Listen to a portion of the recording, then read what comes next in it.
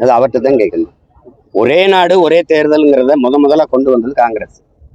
அந்தப்போ ஆதரிச்சு பேசுனது ஐயா கருணாநிதி அவர்கள் 1975 நினைக்கிறேன். பேசுற குரல் வழி இருக்குது. நீங்க எல்லாம் கூட நெஞ்சுக்கு நீதியில எழுத்துல இருக்குது. குரல் ஒளியிலே ஐயா பேசுனது அவருடைய பிறந்த நாள்ல பேசுனது அம்மையார் இந்திரா காந்தி அவர்கள். பாராளுமன்றத்திற்கும் சட்டமன்றத்திற்கும் தேர்தல் வருவதால் செலவு மிச்சப்படுத்தப்படும் என்று நாங்கள் பொதுக்குழுவில் கூடி தீர்மானம் அப்படிலாம் பேசியிருக்காரு. என்ன யாரு என்னக்கு அனுப்பணும், நான் அனுப்புறேன். எல்லாத்தையும் வரவேற்றுட்டு இன்னைக்கு நாடு மக்களும் எதிர்க்கிறாங்கன்னு அதனால ஜனநாயகத்தன்மை பன்முகத்தன்மை சிதைஞ்சு போயிருந்தீங்க. ஒரே நாடு ஒரே தேர்தல்ங்கிற ஏற்கிறது மாதிரி ஒரு துரோகம் ஏதாவது இருக்காரு?